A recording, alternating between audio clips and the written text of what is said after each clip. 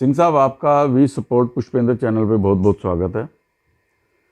सिंह साहब, भारत में जो ये अभी कोविड-19 पे वैक्सीन बनाई है भारत ने, ये इसको काफ़ी विश्वसनीय माना जा रहा है। इसका कई देशों से एक्सपोर्ट के ऑर्डर भी आए हैं और हम कर भी रहे हैं।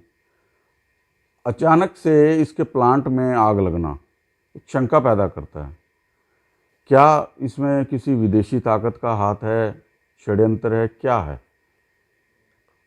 देखिए, अगर टाइमिंग देखें तो टाइमिंग तो सस्पिशियस है और संदेह के बहुत सारे कारण बनते हैं। टाइमिंग एक है और आपका ये भी कहना सही है कि इसको पूरी दुनिया में इस वैक्सीन ने डंका बजा दिया है। 92 कंट्रीज़, जहाँ तक मेरा अपना हम्म। ज्ञान है, 92 देशों ने इसमें रुचि दिखाई है और कई देशों को तो आपको अपने अखबारों में पढ़ा होगा, हम उनको एक्सपोर्ट भी कर रहे हम्म। हैं। जैसे कि हमारे जो खास करके पड़ोसी देश हैं, नेपाल भी उसको लेना, नेपाल हुआ, म्यांमार हुआ, यूरोपियन कंट्रीज से आ रहे हैं ऑर्डर। जी जी, मालदीव्स से हुआ। और मर्कल, जो मेरी अपनी जानकारी है और वो ओपन सोर्सेज में भी है, कि एक वीडियो कॉन्फ्रेंसिंग हुई लेडी मर्कल और मोदी साहब के बीच में। उन्होंने भी इस वैक्सीन में बहुत रुचि दिखाई और ये तमाम दुनिया में सिनपैक भी चाइना ने बनाया है, लेकिन लोगों को इतनी जो विश्वसनीयता की आप बात कर रहे हैं वो विश्वसनीयता नहीं है उनमें। जब ये वायरस, जब ये पैंडेमिक स्ट्राइक किया था कोविड का, तो आपको याद होगा कि अपना सॉफ्ट पावर बढ़ाने के लिए एक तो वही उसी ने इन्फ्लिक्ट किया था ये बायोलॉजिकल वॉरफेयर, जिसके बारे में हम बात करेंगे। और उस पर वो फिर सॉफ्ट पावर भी अपना कैपिटलाइज कर रहा था, वहाँ के तमाम वो इक्विपमेंट भेजने के लिए, कोविड से लड़ने के लिए। पाकिस्तान में स्पेशल एयरक्राफ्ट भेजे थे पाकिस्तान को। अफ्रीकन कंट्रीज़ को चाइना ने ये आश्वासन दिया कि हम आपकी मदद करेंगे, लेकिन वो सारा खोखला साबित हुआ। और वो जो मेरी जानकारी है कि अफ्रीकन कंट्रीज़ भी अब बिल्कुल हताश हो गए हैं चाइना को लेकर। तो हार्ड पावर तो ठीक है, एक्सप्लॉयटेशन ठीक है। आपको मालूम है किस तरह से पूरे अफ्रीकन कॉन्टिनेंट का चाइनीज़ एक्सप्लॉइट कर रहे हैं, पाकिस्तान को किस तरह से एक्सप्लॉइट कर रहे हैं, लेकिन अभी सॉफ्ट पावर के लिए इतनी डेप्थ नहीं है चाइना में। लेकिन जो हमने हिंदुस्तान में जो ये वैक्सीन बनाई, ये हमारे लिए एक बहुत ही गर्व की बात है कि इस देश में ऐसा, मतलब हमारे वैज्ञानिकों ने इस चुनौती का सामना किया और इस चुनौती का हल निकाला है। और ये बड़े दुर्भाग्य की बात है कि हमारे देश के अंदर ही कुछ कई ऐसे लोग हैं, खास करके जो ये कुछ एक्टिविस्ट हैं, जो कि हिंदुस्तान में कोई अच्छी चीज़ हो उसकी निंदा करना, ये मतलब अपना अपना धर्म समझते हैं। वो होता ही है, वो उनको ब्लड नहीं में है उनके, डीएनए ही उनका ऐसा। नहीं, डीएनए इतना भी ख़राब नहीं होना चाहिए, इतना भी ख़राब नहीं होना चाहिए। और एक ही आदमी सभी जगह पर वो एक्टिविस्ट के नाम पे वही आलोचना करता है, एक ही वन सेट ऑफ पीपल। और फिर भी उसको जो मीडिया है, चाहे वो प्रिंट मीडिया हो, ऑडियो विजुअल मीडिया हो, उसको इतना तवज्जो देती है। उससे क्या होता है कि जो नेशन का रिजॉल्व है वो कम हो जाता है। लेकिन इसमें आपने सही का फरमाया कि देखिए, ये जो मैंने प्लांट में आग लगी। विदेशी, ये जो हमारे नेबरहुड में जो हमने वो किया, कहीं पे तो चाइना को इस बात की बहुत तकलीफ है, इस बात की बहुत तकलीफ है। और उसके खुद के वैक्सीन के मैं बताया कि कोई सभी, सिंगापुर कह रहा है कि हम इसको इस्तेमाल नहीं करेंगे सिनपैक को जब तक इसकी पुष्टि नहीं हो जाती है। थाईलैंड ने तो एक तरह से समझिए, उसने भी काफ़ी उसमें अपने शक जाहिर किया है, डाउट किया है उसके एफिकेसी को। तो ये देखिए, पहले से ये बात चल रही थी कि post pandemic, what will be the global order? दुनिया में बदलाव तो होगा, इसमें कोई शक की बात नहीं। जो इकोनॉमिक्स है, जियो इकोनॉमिक्स है, उसमें बदलाव आए हैं। चाइना सप्लाई चेन में जिसने हर एक कॉग में अब वो जाके बैठ गया था, अब लोग उसका ऑल्टरनेटिव भी सोच रहे हैं। लोगों का ध्यान ये जो नए प्रेसिडेंट हैं जो बिडेन, इन पर भी है कि वो क्या करते हैं, वो किस तरह से डील करते हैं चाइना के प्रति। लेकिन इतना ज़रूर था कि जब ये ग्लोबल ऑर्डर जैसे भी एमर्ज करेगा, उस ग्लोबल ऑर्डर में ये वैक्सीन जो है इसका एक बहुत बड़ा स्थान होगा। अब जब मैं कह रहा हूँ कि 92 कंट्रीज़ ने इस पे इंटरेस्ट दिखाया और बाकी कंट्रीज़ भी, बांग्लादेश, हमारे सारे नेबर्स, तो इंडिया का स्टेचर ऑटोमेटिकली ऊपर चला जाता बिल्कुल। है। और साइंस एंड टेक्नोलॉजी कोई एक को आप कंपार्टमेंटलाइज करके नहीं देख सकते। अगर कोई देश, अगर वो वैक्सीन बनाने की क्षमता रखता है, तो इसका मतलब उसका साइंटिफिक पूल जो है वो कितना स्ट्रॉन्ग, सही बात। ठीक है। और आप अगर इस तरीके से देखें कि दुनिया में अगर पूरा जो हम कहते हैं ना रिवोल्यूशन मिलिट्री अफेयर्स, आरएमए, आप आरएमए को आप जानते हैं, जब इंटरनल कंबस्टन इंजन बना तो फिर टैंक्स बने, फिर एयरक्राफ्ट बने, फिर उसके बाद ये आपका जब न्यूक्लियर टेस्ट हुआ, ठीक है ना, और जापान के अगेंस्ट ये हुआ, वो एक दूसरा आरएमए था। अब धीरे धीरे आरएमए जो है वो है इसमें अनमैन्ड प्लेटफॉर्म्स का ये हो रहा है। इनफैक्ट आप वो नहीं, इस बार जो ये अज़रबैजान और आर्मीनिया में जो जंग हुई है, उसमें ड्रोन्स ने तो मतलब बहुत डिवास्टेटिंग उनका इफेक्ट था टैंक्स के अगेंस्ट।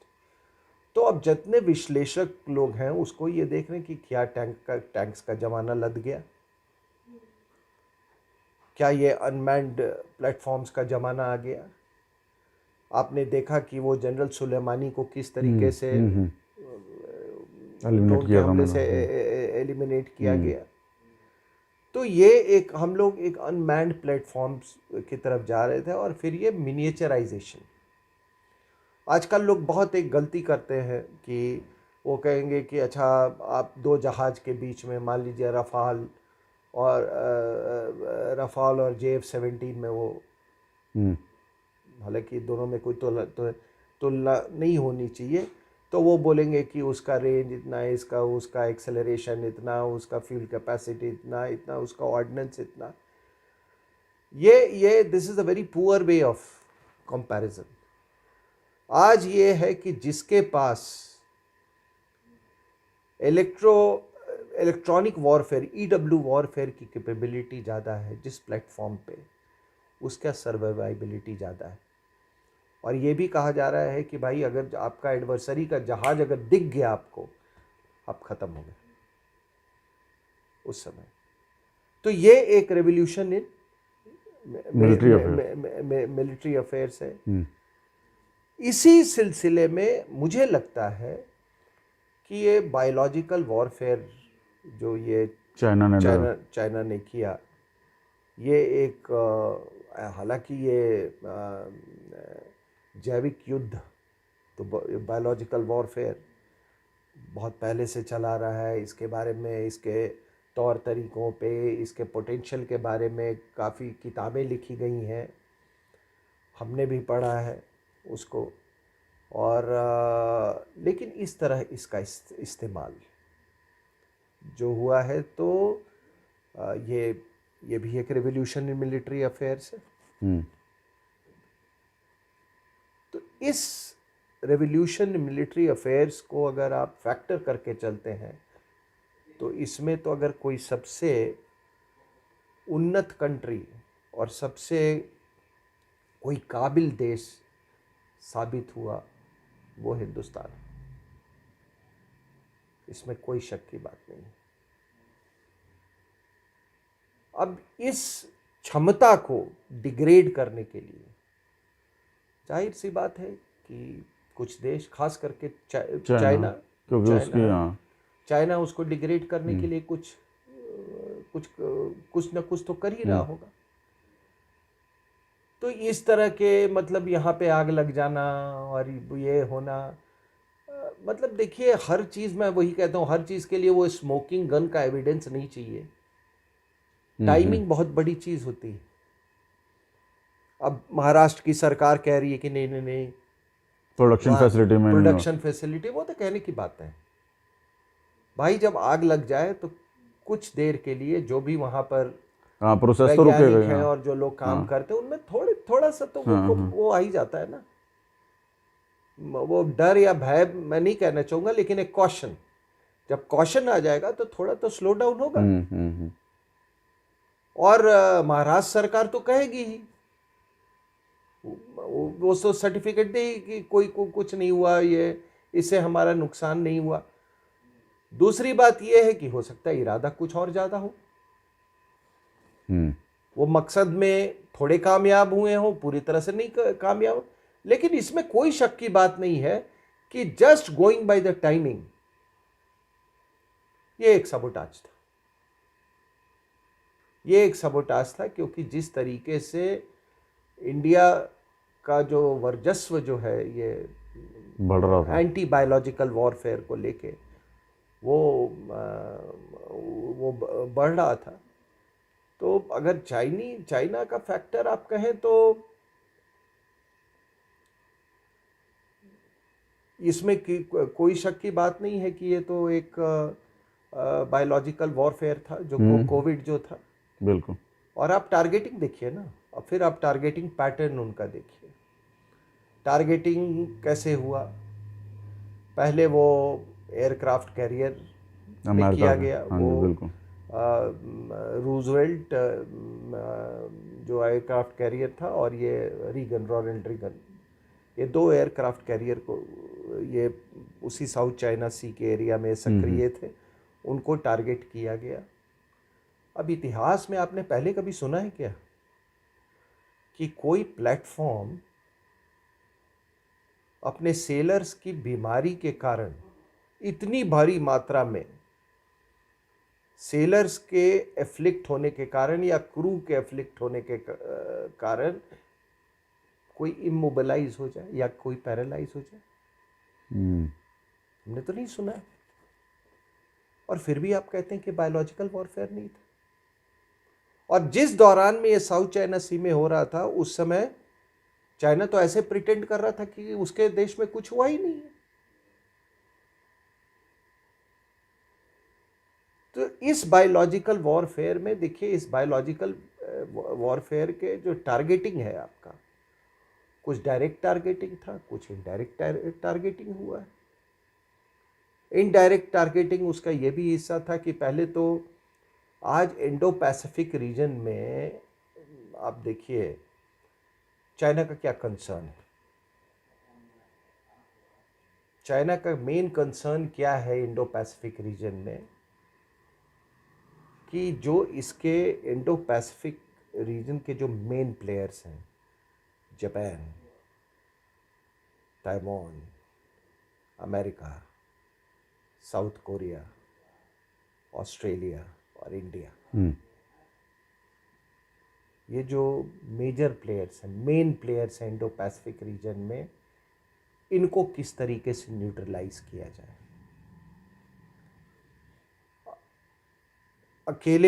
अकेले चाइना तो इन सब से नहीं वो कर सकता, कंटेंट नहीं कर सकता।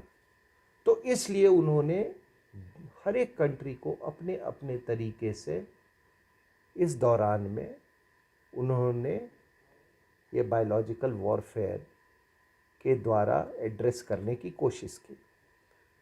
अब मेन जो पंच है इंडो पैसिफिक रीजन में अमेरिका का, वो है एयरक्राफ्ट कैरियर ग्रुप, उसको इन्होंने एफ्लिक्ट कर दिया। जापान को कोविड का कोलैटरल वहाँ जापान में गया। इंडिया में इन्होंने लद्दाख सेक्टर में इन्होंने उसको एड्रेस किया बाय फिजिकल मनूवर्स। वरना आप एक बात बताइए, एक इतनी बड़ी चीज हो गई, एक पैंडेमिक, वो इतनी बड़ी पैंडेमिक जिससे कि चाइना के भी भविष्य पे एक नई चुनौती आ जाए, एक सवाल आ जाए उसके भविष्य पे, पूरी दुनिया के भविष्य में ये आ जाए, एक सवाल उठ जाए, एक ऐसा डेवलपमेंट जो कि पूरे जियोपॉलिटिक्स को जो कि बदलने की जो क्षमता रखता हो, ऐसे समय में क्या आप ये कोई मुझे बता सकता है कि ये जो मनूवर हुआ लद्दाख सेक्टर में, फिजिकल मनूवर, मिलिट्री मनूवर, उन ऊंची पहाड़ियों, हाई एल्टीट्यूड में, वो क्यों हुआ? भाई कोई इंडिया की तरफ से कोई प्रोवोकेशन तो था नहीं। जहां सड़क बनाने वाली बात थी तो सड़क तो हम बहुत दिन से बना रहे हैं। जहां तक एडवांस लैंडिंग ग्राउंड और एयरफील्ड, फॉरवर्ड एयरफील्ड्स की बात है, वो तो पहले से सब कुछ चल रहा था। ये ऑल ऑफ ए सडन ये क्यों किया? ये इसलिए किया कि ट्रंप के रहते रहते ये जो इंडो पैसिफिक रीजन में ये पूरा जो ये जिसको क्वाड कहते हैं, ठीक है, उसको किस तरीके से डिग्रेड किया जाए। हो सकता है उनको कुछ आशंका हो सकता है कि उनको कुछ ऐसी जानकारी हो, तो उन्होंने इसलिए यहाँ पे किया कि उनको तो डायरेक्ट बायोलॉजिकल वॉरफेयर से ये किया, एड्रेस किया, और आपको बाय फिजिकल मनूवर्स किया। लेकिन ये पूरा जो ये उनका टारगेट था, ये इंडो पैसिफिक रीजन में जापान, ताइवान, ऑस्ट्रेलिया, यूएसए और इंडिया और इंडिया, इसमें इंडियन जो इंडो पैसिफिक में जो इंडो पार्ट जो है, यानी कि इंडियन ओशन पार्ट जो है, उसमें इंडिया सबसे मेजर प्लेयर है। सो इसलिए ये बायोलॉजिकल वॉरफेयर इसको किया गया। अब सवाल ये उठता है कि इसको उनका इरादा क्या था? तो एक तो मिलिट्री जो ऑब्जेक्टिव था वो मैं बता दिया, दूसरा था रेजीम चेंज। यूएसए में रेजीम चेंज। अब इस बात से मैं पहले भी मैंने कहा है कि इस बात से कौन इनकार कर सकता है कि जो रेजीम चेंज हुआ, जो आप रेजीम चेंज छोड़ दीजिए, जो ये पैंडेमिक के कारण जो इलेक्शंस हुए, वो इलेक्शंस के वोटिंग प्रोसेस में एक बहुत बड़ी एक एबरेशन थी। एबरेशन इन द सेंस कि पोस्टल बैलेट पे ज़्यादा तवज्जो दी गई, अनप्रेसिडेंटेड तवज्जो दी गई। ये भी नहीं कोई नकार सकता कि अगर डायरेक्ट वोटिंग होती जो जैसे पहले होती थी तो शायद परिणाम कुछ और होते। और ऐसी शंका तो लग रही थी। Almost 4 lakh people died in USA. लेकिन उसके बावजूद, इतने पैंडेमिक के बावजूद भी, आप वो जो ब्लैक्स ऑल्सो मैटर, उस समय तो पैंडेमिक और पीक पे था। अभी तो जो कैपिटल हिल में हुआ, चलो पैंडेमिक, ब्लैक लाइव्स मैटर, हाँ, ड्यूरिंग दी, हाँ, उस समय तो पैंडेमिक, और तो ये सारा का सारा कार्यक्रम एक साथ कैसे चल रहा था? ये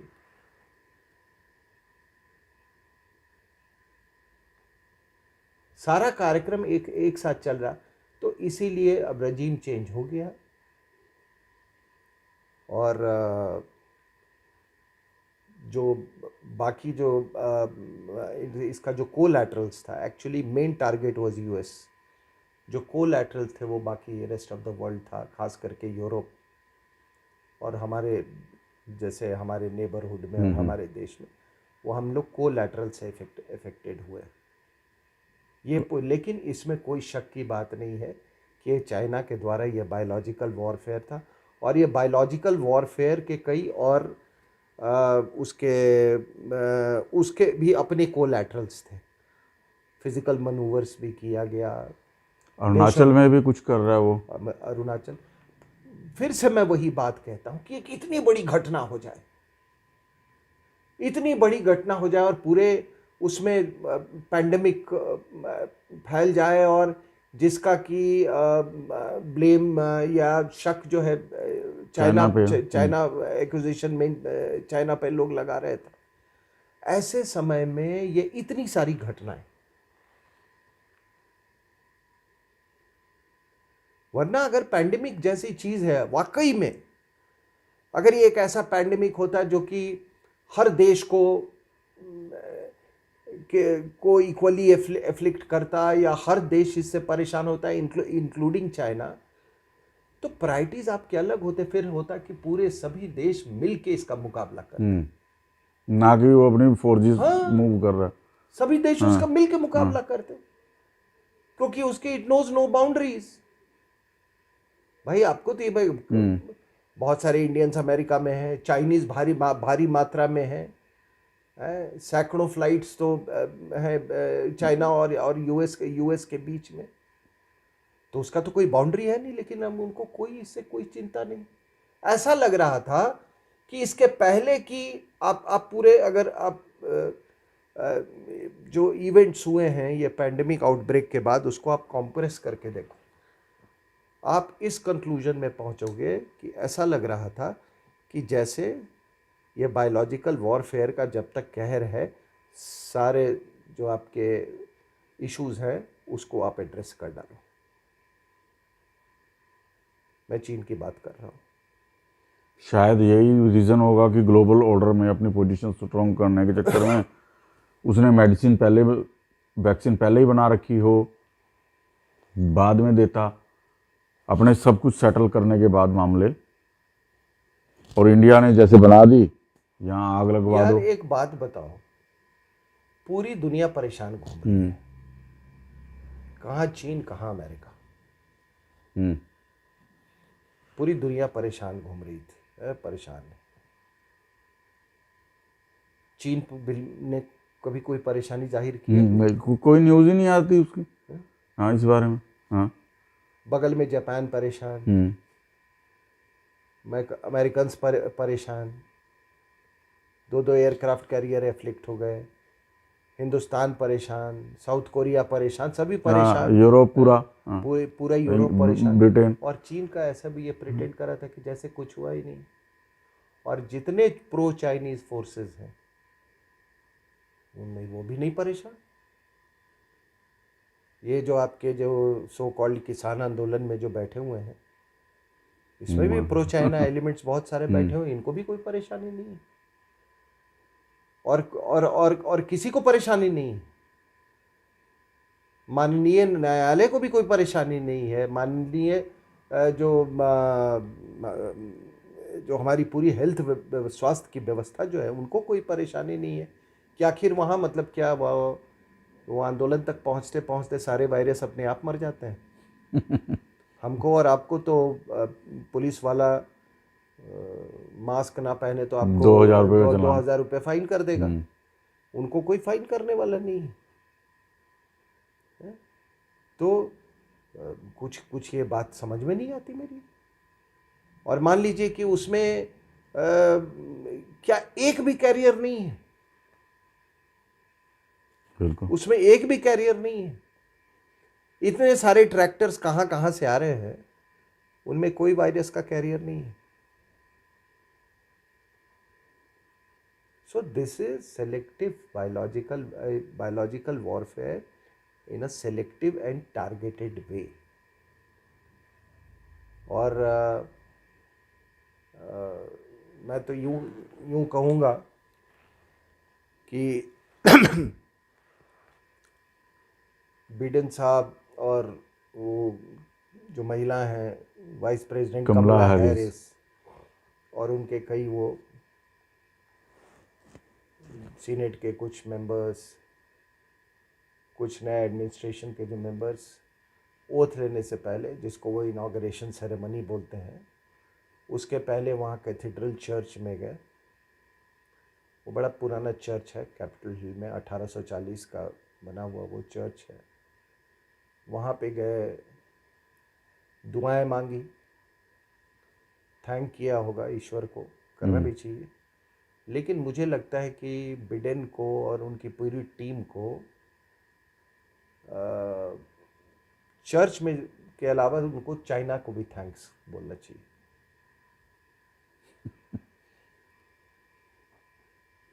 इसलिए क्योंकि ये बायोलॉजिकल वॉरफेयर नहीं होता। और and look at the potential of biological warfare. Anonymity, आप डिनाइल मोड में आप चले जाइए, कोई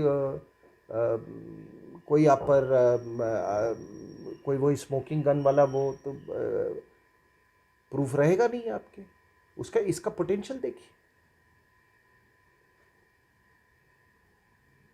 एक सुपर पावर को की राजनीति बदल दी उस बायोलॉजिकल वॉरफेयर से,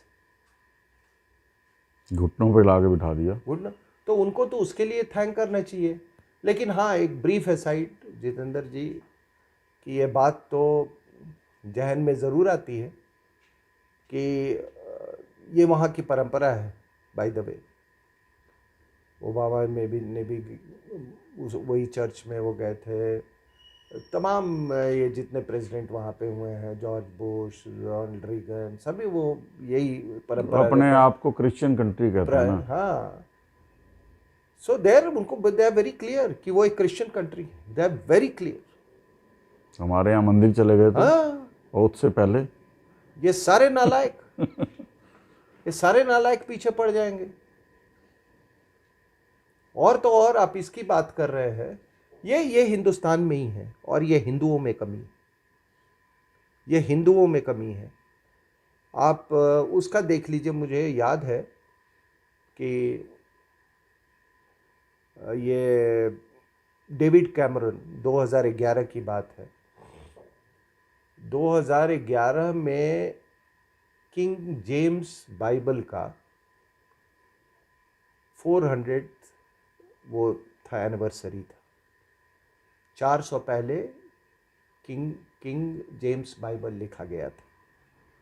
अब वो एक अलग तरह की, मतलब वो बाइबल है, उसमें ओल्ड टेस्टामेंट भी है, न्यू टेस्टामेंट भी, वो सब बोल के किंग जेम्स के टाइम में इंग्लिश में उसका ट्रांसलेशन करके, क्योंकि ओल्ड टेस्टामेंट हिब्रू में था, समझे कि नहीं। तो कई चीज़ें हैं, जैसे वो जेनेसिस वगैरह है, वो सब कॉमन है उसमें, ओल्ड टेस्टामेंट और न्यू टेस्टामेंट में। तो उन्होंने ये उसके तैयार करवाया था, और इंग्लिश भाषा में इसकी ट्रांसलेट होके छपी थी।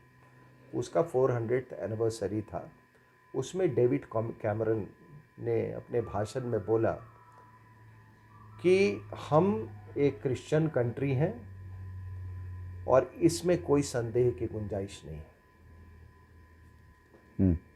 उन्होंने बिल्कुल क्लियर कहा।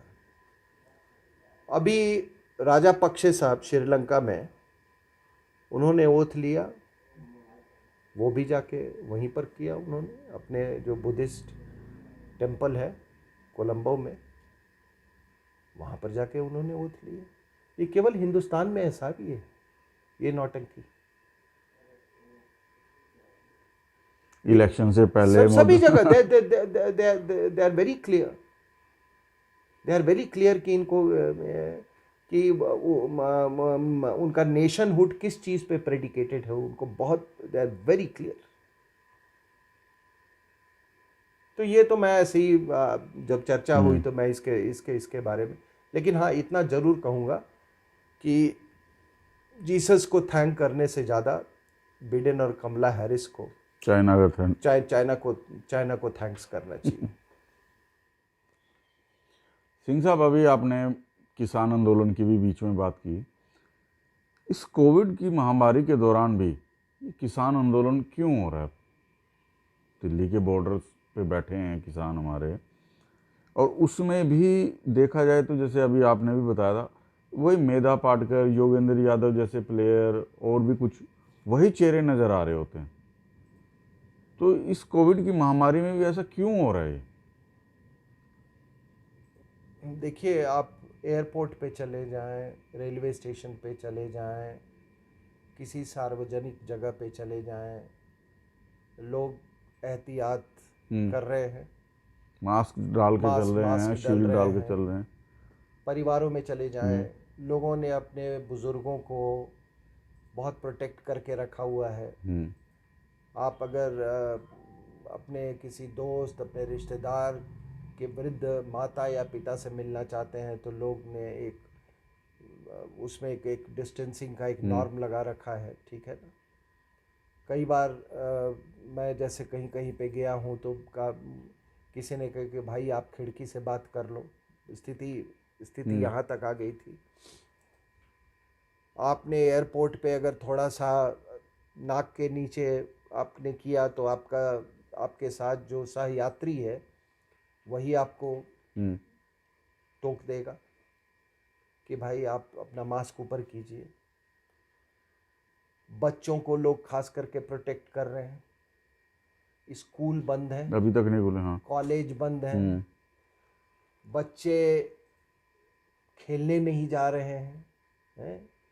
एक उस खेलने की उम्र में कोविड ने ऐसा प्रहार किया कि उनका खेल कूद भी छूट गया, ठीक है। ऑनलाइन क्लासेस चल रहे हैं। जो व्यापार है उसके तौर तरीके में फ़र्क आया है, पूरी दुनिया में तौर तरीके में फ़र्क आया है। लेकिन ये जो किसान, जिसको ये किसान आंदोलन ये कह रहे हैं, जहाँ पे छटे हुए बदमाश बैठे हुए हैं, और ये कोई कहते हैं आपने जी हमको खालिस्तानी बोला। बे क्या बोले तुमको? तुम खालिस्तानी हो? क्या कहे तुमको? Seek for justice. आपको मालूम है अभी उन्होंने धमकी दिया कि 26 जनवरी के दिन दिल्ली का पूरा बिजली काट दो। तुम खालिस्तानी हो? तुम एंटी नेशनल हो? वरना अगर तुम एंटी नेशनल नहीं होते, चलो मैं मान लिया आप खालिस्तानी नहीं हो, तो आप जैसे ही वो शर्जिल इमाम की रिहाई की बात होती है, आप उसको कान पकड़ के आप उसको नीचे उतारते। जितने शाहीन बाग वाले लोग थे उसको उतारते। और ये जो अपने पंजाब के जो जो कहते हैं कि हम खालिस्तानी नहीं है, तो तुम योगेंद्र यादव को क्यों बिठा रखा है तुमने? योगेंद्र यादव क्या मतलब वो क्या है? वो फार्मर भी है, सेफोलॉजिस्ट भी है, वो ये भी है, वो लेफ्टिस्ट, वो है क्या?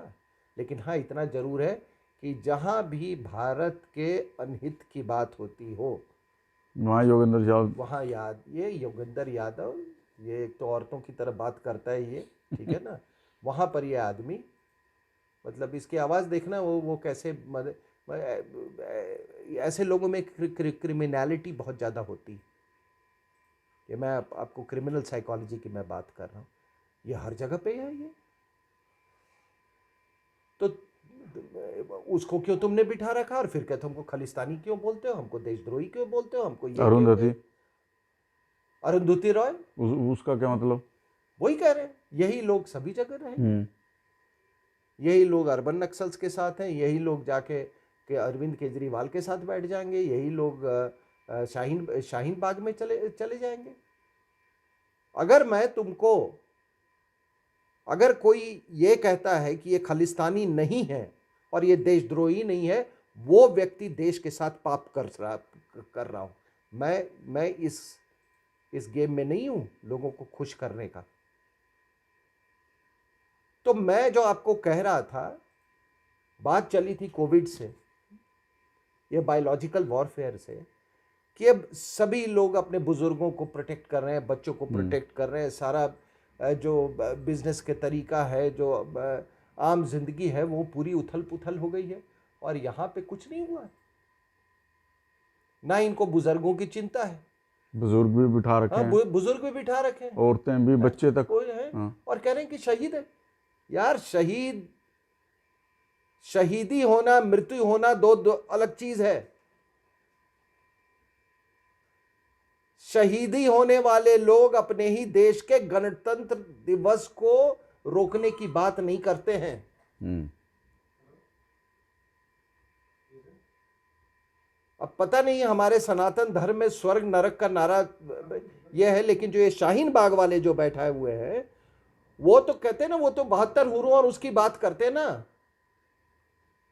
अब पता नहीं वो अल्लाह भी वो डिसाइड करेगा कि ये शहीद है या ये 10 देशद्रोही हैं। जो शहीद होंगे तो उनको 72 मिलेंगे उनके अनुसार, जिनको ये शाहीन बाग वाले, जो नहीं है उनका उनसे पूछे जाके जो शाहीन बाग वालों से कि उनका क्या होगा। लेकिन ये इतना शहीदी उसमें शहीद वो होगा कि जिस दिन ये ट्रैक्टर निकाले और जो लोग इनको दिल्ली के बॉर्डर पर ही घुस के, और यही होना चाहिए, यही होगा, दिल्ली के बॉर्डर पे घुस के जो इनको रोके इन एंटी नेशनल्स को, वो शहीद, उसको शहीद का दर्जा होना चाहिए, क्योंकि उसने देश की मर्यादा, गणतंत्र दिवस की मर्यादा के लिए अपनी जान कुर्बान कर दी। शहीद वो होगा, शहीद वो नहीं होगा जो कि वो कह रहा है जो टुकड़े टुकड़े गैंग के साथ। आप पूरे टुकड़े टुकड़े गैंग वहां पर हाजिर है और आप करें हम कि हमको खालिस्तानी मत बोलो। और दूसरा, कितने लोग अभी फार्मर एजिटेशन, आप चले जाओ गुजरात में, लोग कॉटन उगाते हैं, मूंगफली की खेती करते हैं, महाराष्ट्र में प्याज की बहुत बहुत बड़ी खेती होती है, कहीं पे शुगर केन का ये होता है। मैं खुद एक फार्मर हूं और मैं हमेशा कहता हूं कि मैं अच्छी खासी मात्रा में मैं सरकारी खजाने में और देश के खजाने में मैं दान देता हूं। अभी मैंने 100 क्विंटल भेजे हैं, सरकार ने सारा एक्सेप्ट कर लिया। ये क्या बात ये लोग कर रहे हैं? ये जो ये पिज्जा जो खा रहे हैं, ये पिज्जा पे तो कुछ वो ऊपर से वो सब्जी उब्जी लगाते हैं ना, वो सब्जी कौन उगा रहा है? उसको नहीं चाहिए एमएसपी, उसको नहीं चाहिए एमएसपी। आदतें देखो, पिज्जा, फुट मसाजर, ये सब विदेशी आते हैं भाई, क्योंकि वो विदेशी महिला के इशारे पे ये सब हो रहा है।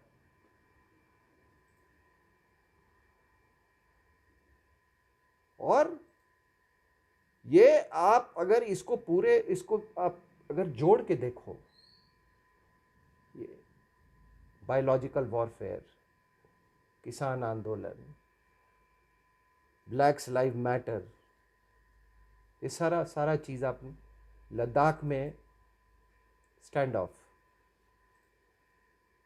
सोनिया गांधी का 2008 में एमओयू, उसके बेटे का दोकलम क्राइसिस जाना, 2017 में। हाँ, ठीक है। ये सारी अगर आप चीज़ अगर आप जोड़ के देखो तो आपको तब एहसास हो, मतलब आपको एक कंप्लीट पिक्चर मिल रही है कि ये चाइना फैक्टर जो है हमारे देश में कितना स्ट्रांग हो चुका है, ये कितना स्ट्रांग हो चुका है।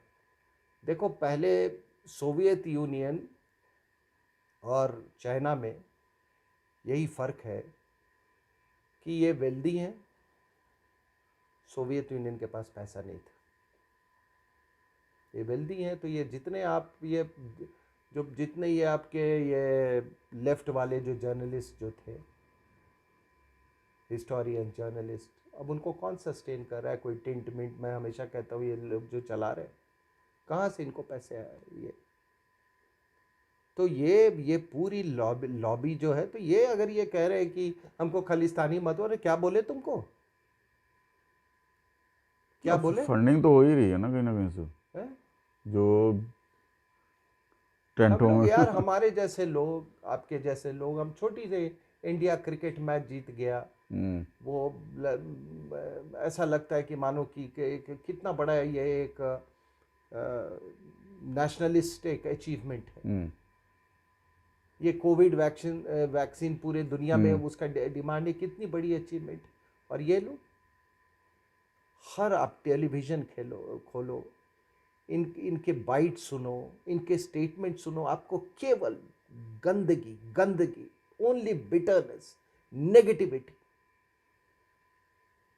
और मैं हमेशा कहता हूँ कि ये जो कुछ घूम रहे हैं यहाँ पे, जो हिंदुस्तान का नहीं होगा वो अपने गुरुओं का भी नहीं हो सकता।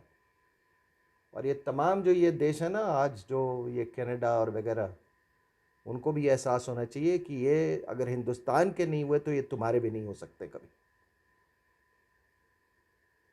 इस चीज़ पे। और ये मुझे कभी कभी अपने सरकार पर भी गुस्सा आता है। और वो गुस्सा इसलिए कि एक आम आदमी, एक देश प्रेमी, एक ईमानदार सिटीजन, आप उसको इतनी एंजाइटी में क्यों रख रहे हैं भाई? वो भी घबराया हुआ है कि पता नहीं ये क्या होगा, 26 जनवरी को क्या होगा।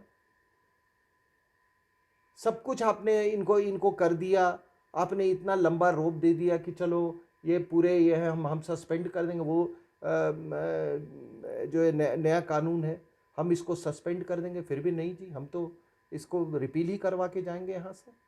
तो एक आम आदमी आपसे एक्शन ढूंढ रहा है। आपको इतनी बड़ी मात्रा में सीटें इसलिए दी हैं कि आपका डिसीजन भी टफ होना चाहिए, आपका निर्णय भी टफ होना चाहिए। इसका मतलब कि अगर कोalition की सरकार होती तब तो अभी तक तो ये वहां लाल किले पे बैठे होते ही। आप यही कहना चाहते हो ना? शाहीन बाग में भी यही हुआ था। अपनी इतनी एंग्जाइटी से लोग मान लो सरकारी तंत्र को तो मालूम होगा कि क्या होगा, क्या करना है, लेकिन मैं इतना भी एट्रीब्यूट नहीं करता हूं। आपने निर्णय नहीं लिया तो वो यहाँ पे दंगे हुए कि नहीं हुए? शाहीन बाग के दंगे हुए। हम तो यही कह रहे थे कि नहीं सरकार के दिमाग में जरूर कोई योजना है जो हमसे शेयर नहीं करना चाहती है, उनकी अपनी मजबूरियां। लेकिन कभी कभी तो मुझे लगता है कि इनकी कोई योजना ही नहीं है। एक आम आदमी, एक एक एक एक सच्चा नागरिक अपनी सरकार को हारते हुए, इस तरह से मजबूर होते हुए नहीं देखना चाहता। आपसे हम वही निर्णय की अपेक्षा करते हैं जो हमने बालाकोट और सर्जिकल स्ट्राइक के समय में देखा। और इतिहास क्या किसको जज करेगा वो देखा जाएगा। इतिहास क्या करेगा, इफ्स एंड बट्स तो लगते ही है इतिहास पर। लेकिन आज सबसे बड़ा सवाल यही है कि आपने इतना कोविड कोविड कोविड कोविड, आप भाषण दे रहे हैं, इधर दे रहे हैं, पूरा सेमिनार हो रहा है, सब मास्क पहने हुए हैं, और यहां पे इतनी बड़ी संख्या में लोग बैठे हुए हैं, कोई कोविड नहीं, कोई बुजुर्ग की चिंता नहीं, कोई बच्चों की चिंता नहीं, कोई ये नहीं। और अगर इनके पास कोई कोविड का इलाज हो, कोई ऐसा इनके पास कोई तरीका हो कि इनके प्रेजेंस से ही कोविड जो है वो रिपेल हो जाता है, तो ये वो भी पूछ लो उनसे। सरकार को पूछने से सही बात। सरकार पूछ ले।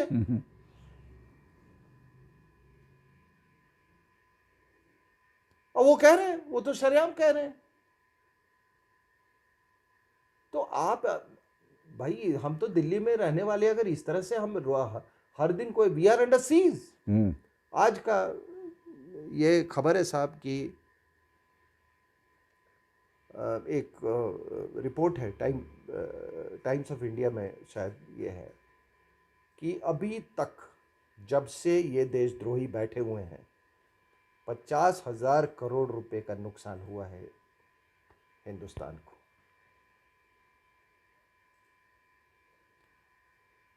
50,000 करोड़ का। अब बताइए किसका पैसा है? हम, आपका और मेरा, टैक्स पेयर्स का मनी है। ये तो इसीलिए करवा रहे हैं ना कि भारत का किस तरह से नुकसान हो। और क्या योगेंद्र यादव का सोनिया गांधी से कभी वो नहीं था क्या केजरीवाल का कभी चर्च से रिश्ता नहीं रहा है? क्या केजरीवाल नेशनल एडवाइजरी काउंसिल के मेंबर बनाने की इसकी बात नहीं चली थी? क्या सोनिया गांधी ने सरदार जी को चिट्ठी नहीं लिखी थी कि इस आदमी को पोस्टिंग नहीं किया जाए? उसकी वाइफ को। कि इसका भी क्या इसने इलेक्शन के पहले चर्चों पे हमले नहीं करवाए थे? तो ये पूरा का पूरा आप जो व्यवस्था देख रहे हैं, कुछ नहीं है, ये मोदी को किसी तरह से कमज़ोर करके, मजबूर करके उसको, बिकॉज ये जानते हैं कि इलेक्शन के रूट से ये सत्ता कभी नहीं हासिल कर सकते हैं। और वो भी 6% किसान इस देश के।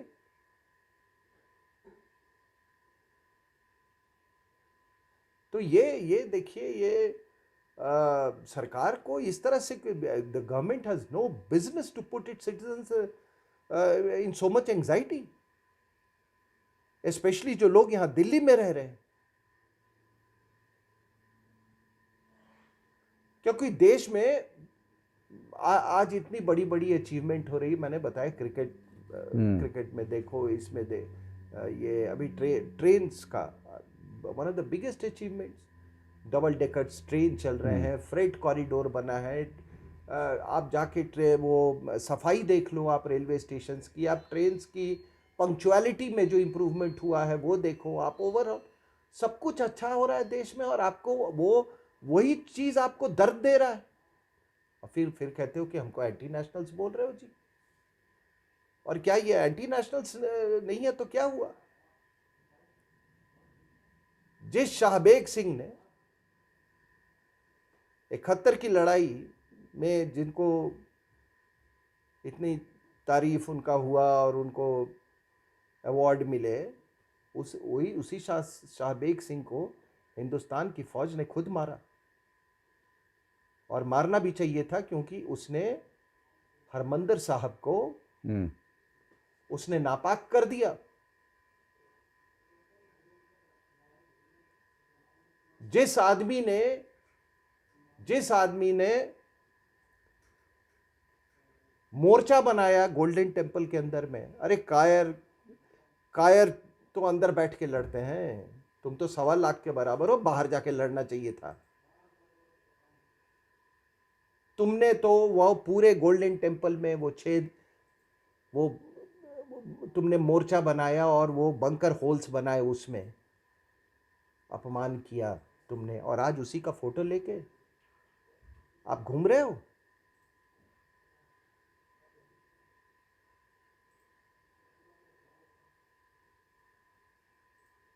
और ये विदेशी महिला जो है साहब, मुझे तो कभी कभी, मैं हमेशा ये कहता हूँ कि कितने लोग आए यहाँ पे, एनी बेसेंट और कितनी सिस्टर निवेदिता, वो लोग भी थे। जिस विदेशी महिला ने वो हमारा वो पूरा वो परमवीर चक्र, और एक ये महिला है, देख लो, एक ये महिला है। ये महिला, वो जो राजीव गांधी के हत्यारों को ये लोग गए थे उसको पार्डन करना चाहते थे, लेकिन मिसेस गांधी, इंदिरा गांधी के किलर्स को इन्होंने कोई वो नहीं किया। तो ये कौन सी है षड्यंत्रकारी ताकतें हैं? और मैं इसलिए इसको कोविड से जोड़ा, इसका बड़ा गहरा रिश्ता है ये बायोलॉजिकल वॉरफेयर का। ये भी बायोलॉजिकल वॉरफेयर का एक कोलैटरल,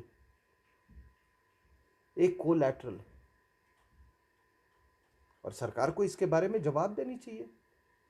और फिर से मैं कह रहा हूं कि अगर हम लोग, हमारे जैसे लोग अगर इस एंजाइटी से सफ़र कर रहे हैं, तो कॉमन मैन का क्या हाल होगा? कॉमन मैन का क्या हाल होगा? और क्या हम इसके हकदार हैं?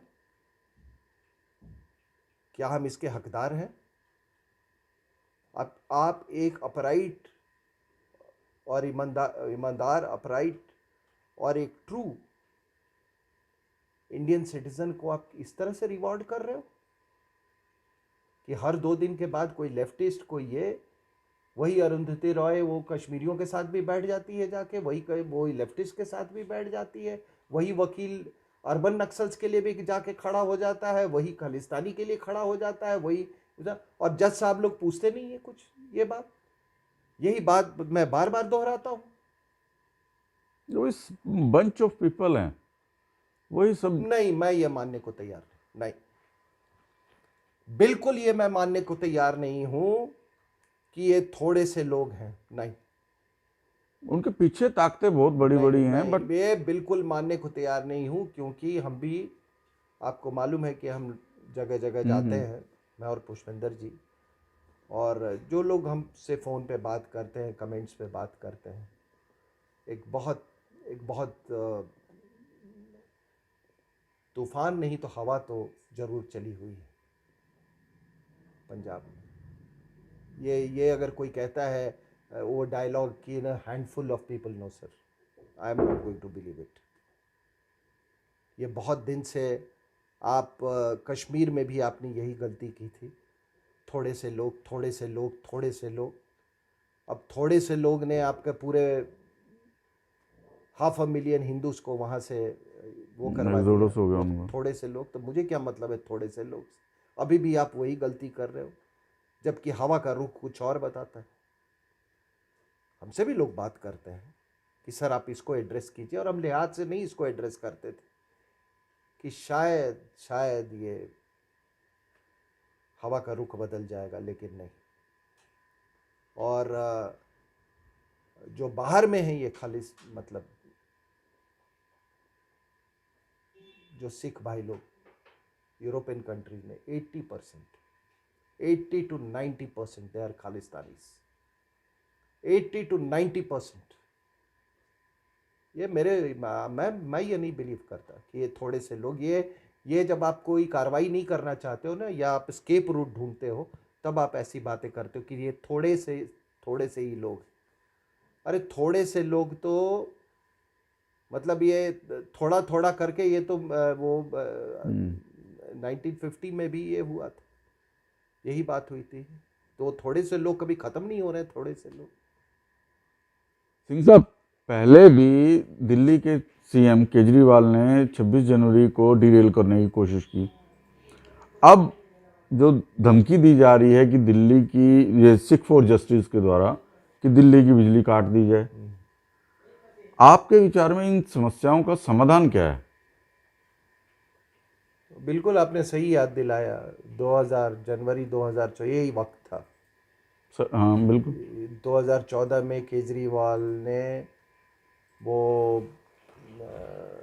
रेल भवन के पास इसने अपना पूरा वो डेरा जमा रखा था। हाँ। डेरा जमा रखा था, और ऐसा वैसा डेरा नहीं, वो भी मुझे लगता है कि ये बहुत दिन से ऐसी चीज़ों की प्रैक्टिस कर रहे हैं, बहुत दिन से ये प्रैक्टिस कर रहे हैं। उस समय भी आप अगर याद करेंगे तो वहाँ तंबू लगाए गए थे, मैट्रेस आए थे, वहाँ पर पैक्ड खाना आ रहा था, कॉफ़ी पी रहे थे लोग, वो सारा कुछ इंतज़ाम था। और ये बार बार कह रहा था कि ये रिपब्लिक डे परेड नहीं होने देंगे, जगह बदलने की ये बात कर रहा था उस समय भी। बिल्कुल लग रहा है कि जैसे अभी के ये ना, इसका रिहर्सल पहले हुआ था, और उस समय भी हम लोग एंग्जाइटी से गुज़र रहे थे। ये बोल रहा था कि रिपब्लिक डे का क्या मतलब है, ये रिपब्लिक डे ये फार्स है, ये तमाम ऐसी बातें कर रहा था। और तब मुझे ये मालूम है कि प्रणब मुखर्जी ने एक अल्टीमेटम भेजा था सरकार को एज प्रेसिडेंट, कि अगर रिपब्लिक डे परेड को कुछ हुआ तो और जो उस समय आर्मी चीफ थे उन्होंने भी ये बात उठाई थी, तब जाके इस आदमी को किसी तरीके से उठा के इसको वहाँ से बाहर किया गया था। तो वो एक रिहर्सल था, but the level of anxiety was same, क्योंकि ये आदमी इस तरह के नारे लगा रहा था कि पूरे मतलब हिंदुस्तान से लोग यहाँ पे इकट्ठा हो जाएं। अब आप सोचो कि उस आह्वान पे, अगर जैसे आज ये ट्रैक्टर की रैली में कर रहे हैं, बस फ़र्क इतना ही है कि ये अभी दिल्ली से बाहर है, ये भी दिल्ली आने की मांग कर रहे हैं, उस समय भी ये कह रहे थे कि हमको इंडिया गेट आने का हमको ये मौका मिलना चाहिए, उधर हम लगाएंगे। उस समय भी सरकार इनको कह रही थी कि तुम जंतर मंतर पे चले जाओ। और एक बात बताओ साहब, कि जब रामदेव ने रामलीला मैदान में वो किया था तो आपने तो डंडे बरसा दिए थे आधी रात को। आधी रात को, तो रामलीला मैदान में था, वहां पर क्यों नहीं किया आपने? इसका मतलब कि अगर 2014 और वो बाबा रामदेव वाली देखो, ये विदेशी महिला ये तय करती थी। सरदार जी को तो कुछ मालूम ही नहीं था। सरदार जी को तो कुछ नहीं मालूम था कि हिंदुस्तान चल कैसे रहा है। उनको एक ही चीज़ मालूम था कि इंडो यूएस न्यूक्लियर डील होना है, ठीक है। और सरदार जी की ज़्यादा लॉयल्टी वर्ल्ड बैंक और आईएमएफ से रही है। तो सरदार जी को कोई खबर नहीं थी, ये महिला जो है विदेशी महिला वो तय कर रही थी कि बाबा रामदेव को डंडे मारो और इसको फैसिलिटेट करो, क्योंकि ये केजरीवाल तो उसका आदमी। आप समझ रहे हो बात? अब उसमें भी कैरेक्टर्स वही थे, यही योगेंद्र यादव, केजरीवाल, ठीक है ना। और आज भी वही लोग हैं, आज भी वही लोग हैं। तो क्या हम अपने पास से कुछ सीखते नहीं? लास्ट ईयर शाहीन कोई बाग के सबक दौरान नहीं भी लेते? था। कोई सबक नहीं लेते? हम्म। आपने वो 2014 वाले से, और मैंने उस पर कई आर्टिकल्स भी लिखे थे, उस समय बात भी उठा। उस समय सोशल मीडिया इतना वाइब्रेंट नहीं था, लेकिन उसने किया था, सोशल मीडिया का इस्तेमाल किया था मोबिलाइज करने के लिए लोगों को। तो आपने 2014 और इसके बीच में आपने कुछ नहीं सीखा। और मैं वही कह रहा हूँ कि आदरणीय प्रधानमंत्री से और उनकी जो वर्तमान सरकार जो है उससे, कि थोड़ा आपको ये सोचना चाहिए कि एक बार जाते ही हैं उन बच्चों का सोचो जो 4 बजे सुबह उठ के वो परेड कर रहे हैं। उन बच्चों का सोचो जो कि इंडिया के क्रिकेट मैच जीतने पे वो गर्व महसूस करते हैं। उन बच्चों का जब जाके देखो आप एनसीसी कैंप में, वो जो मॉडल्स बनाते हैं और जितनी तैयारी करते हैं, उन कॉन्टिजेंट्स का सोचो, उनके लिए कितने ये प्राइड की बात है कि हम देश के रिपब्लिक डे परेड में हम हिस्सा ले रहे हैं। वो बालिकाओं से पूछो जो बिरला पब्लिक स्कूल से जो आती हैं वहाँ पे, जो जिनका बैंड हर साल होता है, उनसे पूछो। उनसे पूछो जो लोग झांकियाँ बना रहे हैं अपने प्रांत की, उनसे पूछो। और आप उनके पूरे परिश्रम को ये कुछ चाइना परस्त लोग से गाली दिलवा रहे हो।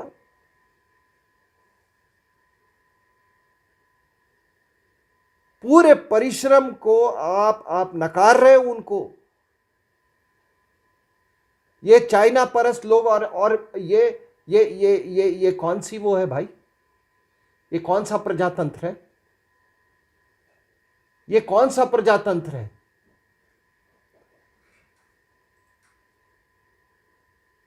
और हमने फिर इस सरकार को 300 सीटों से ऊपर, लोगों ने 300 से ज्यादा सीटों से चुनकर क्यों भेजा है? 10 साल 15 साल से एक ही बंदा, वो कोई पाकिस्तान परस्त, कोई जिहादी परस्त, कोई चीन परस्त, आप ये कर रहे हैं। अब आपने पूछा कि इसका हल क्या है। देखिए, ये जो कह रहे हैं ना, ये हमको जी आप खालिस्तानी मत बोलो जी, हमको एंटी नेशनल मत बोलो जी, ये बोल रहे हैं ना। ये तत्व कोई नए नहीं है। 1950 में 1950 की बात है कि और ये एक दुर्गा दास की एक किताब लिखी हुई है, India from Curzon to Nehru and after. और दुर्गा दास के बारे में बता दूं, ये जो जर्नलिस्ट होते थे इंद्रजीत, जो गोरखालैंड से एमपी थे, उनके फादर थे। And he covered India from 1918। तो उन्होंने एक वो कहा कि आज़ादी के बाद सरदार पटेल जब गृह मंत्री थे तो उस समय ये तेलंगाना में ये कम्युनिस्ट का रिवोल्ट हुआ। जब रिवोल्ट हुआ तो इन्होंने अपने जो सिक्योरिटी फोर्सेस है भेजा और उनको एक ही चीज़ बोलो कि उनको आदेश दिया कि इतनी तादाद में मारो इनको जितनी की ज़रूरत हो इनके दिमाग ठिकाने लाने के लिए। हज़ारों कम्युनिस्ट मारे गए और फिर वो रिवोल्ट जो है, विद्रोह, वो शांत हुआ। फिर इन्होंने कहा यार ये तो बड़ा महंगा पड़ा हमको। तब इन्होंने कहा कि नहीं, हम भी संविधान के अंतर्गत हम चुनावी प्रक्रिया में हम हिस्सा लेंगे, ठीक है। अब होता क्या है कि भाई किसी ने सफाई कर दी तो बीच बीच में सफाई होती रहनी चाहिए, लेकिन वो सफाई करने वाला था कि नहीं, फिर वो प्रॉब्लम ऐसे ऐसे बढ़ता जाता है। वो जब समस्या हल हुई, और ये बड़ा इंटरेस्टिंग है, तो एक मास्टर तारा सिंह थे, उन्होंने खालिस्तान का पहले डिमांड लगाया था। नेहरू को फिर उन्होंने आश्वासन दिया कि नहीं, ये खालिस्तान का हम ड्रॉप करते। फिर भी वो आए पटेल के पास और वो पटेल को आजमाना चाहते थे, ठीक है। अब लौह पुरुष को आजमाना, वो तो पॉलिटिशियन भी थे और वो भी थे, तो लॉ आयरन मैन को आजमाने की कोशिश की। तो उन्होंने कहा कि ऐसा है कि हमको एक रिलीजियो पॉलिटिकल एक आइडेंटिटी चाहिए। हम सिखों का एक हम प्रांत बनाएंगे, ठीक है, जिसमें कि गुरुमुखी भाषा होगी। तो सरदार पटेल सुन रहे थे, आराम, उसको बड़े इत्मीनान से सुन रहे थे उनको। उन्होंने कहा कि हाँ, चलिए आगे कहिए। और उन्होंने कहा कि सेंट्रल सर्विसेज में हमारे पॉपुलेशन के मुताबिक, हमारी जनसंख्या के मुताबिक हमको रिप्रेजेंटेशन होना चाहिए। तो सरदार ने कहा कि बिल्कुल मिलेगा आपको, लेकिन ये फॉर्मूला फिर आर्मी पे भी अप्लाई करे होगा। अब आर्मी में इनका डिस्प्रोपोर्शनेट नंबर था। भाई एंग्लो सिख वॉर के बाद, जब 1857 के बाद, आपको मालूम है कि रिक्रूटमेंट दो एरियाज़ में ज़्यादा हुई, एक पंजाब में और नेपाल से। ये दो एरियाज़ में ज़्यादा ये हुई थी। तो उन्होंने कहा कि ये वहाँ भी लागू होगा। तो जब तारा सिंह ने ये सुना तो उनको बात समझ में आ गई। ये जो होते हैं ना, ये इनको बात भी बहुत जल्दी समझ में आ जाती है। डंडे की आवश्यकता है, ठीक है ना। उसके बाद इन्होंने कहा कि दिल्ली चलो। पंजाबी सूबा के लिए इन्होंने इसी तरह जो भी हो रहा है ना, इसी तरह से लॉरी में, ट्रेन से लोग दिल्ली की तरफ कूच करने लगे। सरदार पटेल ने फिर इनकी अच्छी पिटाई करवाई और जो लंगर वंगर जो लगाए थे ना वहाँ पे, और जो कैंप्स लगा रहे थे उनके स्वागत के लिए, उसको उखाड़ के फेंक दिया उठा के। ये अब ये घटना पहले नहीं। और सरदार पटेल कहते हैं कि इसमें दो तीन चीज़ें, मेरी बात शायद सरकार सुने,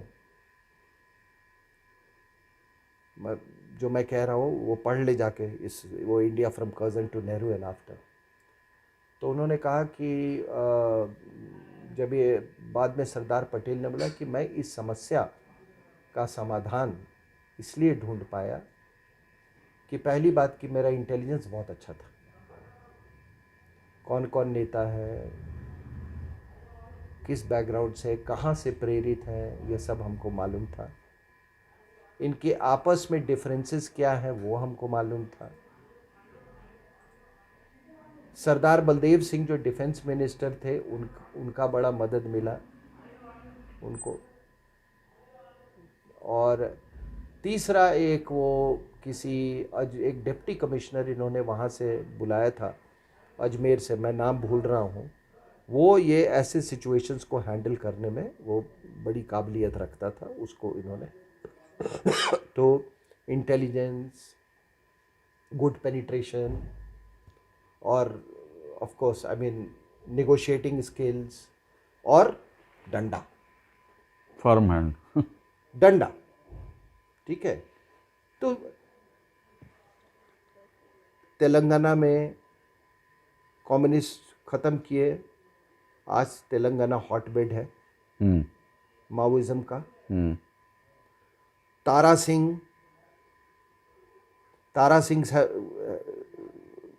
haven't been मतलब they have not been extinguished, अभी भी बहुत तारा सिंह घूम रहे हैं। स्वरूप बदला है क्योंकि बीच बीच में लोगों ने सफाई नहीं की। एक्सटर्नल फ्रंट पे तो युद्ध होते रहते हैं, पाकिस्तान से एक युद्ध हुआ, दूसरा युद्ध हुआ, तीसरा युद्ध हुआ, फिर कारगिल हुआ, उसके बाद ये बालाकोट हुआ, तो बीच बीच में सफाई चलती रही है, ठीक है, एक्सटर्नल उस पे। लेकिन इंटरनली हमको इंटरनल थ्रेट का मालूम ही नहीं है कि इंटरनल थ्रेट को डील कैसे करना है। लेकिन इनको बहुत क्लियर है। 2014 में केजरीवाल को देखो और जो अभी हो रहा है वो एक रिहर्सल था। उसने तो फिर वो कब्जा कर लिया वो। उसके बाद केजरीवाल वो बॉर्डर स्टेट्स क्यों ज़्यादा तवज्जो दे रहा था, राजस्थान पे और पंजाब में, ताकि उसका लिंक तो है ही पाकिस्तान से, वो डायरेक्ट ये उसका लिंकेज हो जाए, फिजिकल लिंकेज हो जाए। तो ये चीज़ें 2014 और 2020-21 के बीच में अगर आपने नहीं सीखा, लेकिन ये तत्व तो उस समय भी थे, ये आज से थोड़ी तत्व है। तीसरी बात कि ये जितनी ये विदेशी विचारधारा हो, उन सबको आपको बैन करना होगा, चाहे वो जिहादिज्म हो, माओइज्म हो। तेलंगाना में जो कम्युनिस्ट थे वो माओवादी नक्सलाइट बन गए, जो राजाकार थे वो पॉपुलर फ्रंट ऑफ इंडिया बन गया, और ये तारा सिंह वाला ग्रुप अभी यहां बैठा हुआ है। तो आपको ये क्लियर होना चाहिए कि आपका ने अब आप पूछते हैं कि फाइनली हल क्या है। हल आपको बताते हैं। एक तो सरदार पटेल ने जब बोला कि आपको सेंट्रल सर्विसेज में रिजर्वेशन चाहिए, मिलेगा, आर्मी में अप्लाई करेगा, उसी तरीके से ये पूरे फार्मर्स को ये बता देना चाहिए कि जितनी तुम्हारी उपज है, मतलब वेरियस स्टेट्स की जो उपज है, उसके मुताबिक ही प्रपोर्शन ऑफ प्रोक्योरमेंट जो है वो सेट होगा, एमएसपी होगा। बस इतनी सी मांग। मैं भी फार्मर हूँ, मेरा स्टेट का जो प्रोडक्शन है उसके मुताबिक आप कोटा बांध दें। इसमें ये तो कह रहे हैं ना कि पूरे किसानों का ये है, ये बात लोग उठाएं। और अगर इस तरह का समाधान नहीं किया सरकार ने, तो पूरे देश में फिर आंदोलन होगा कि आप हमारे प्रोडक्शन के मुताबिक जितनी हमारी उपज है उसके मुताबिक आप हमको एमएसपी का कोटा सेट करो। क्यों हम लोग को नहीं, क्योंकि बिहार के लोग ज़्यादा नहीं है कि हम आइसक्रीम बेचने कनाडा नहीं गए, हम तो तुम्हारे यहाँ जाके हमारे लोग नौकरी करते हैं। और आजकल तो पंजाब से हार्वेस्टर लेके मेरे यहाँ पैसे कमाने आते हैं लोग। मैंने खुद अभी एम्प्लॉय किया है इनको पंजाब से। ये जो कह रहे हैं ना, हमारे यहाँ से जाते हैं ज़रूर, और असली खेती एग्रीकल्चरिस्ट वही लोग हैं। और ये नहीं इनके फसल कटने का टाइम हमारे फसल कटने के टाइम में थोड़ा अंतर हो तो वहाँ काट के फिर यहाँ आते हैं काटने वो, ठीक है। तो असली मेहनत तो करने वाले वो हैं। हम भी उनके यहाँ ये जितने अभी हार्वेस्टर जो है ये काफ़ी मात्रा में पंजाब से आते हैं, हमने भी उनको एम्प्लॉयमेंट दे रखा है, तो उसमें क्या बात है। लेकिन ये हमारी बेसिक यही इसका सल्यूशन है कि जो जिसका जितना प्रोडक्शन हो उसी प्रपोर्शन में एमएसपी का कोटा सेट होना चाहिए।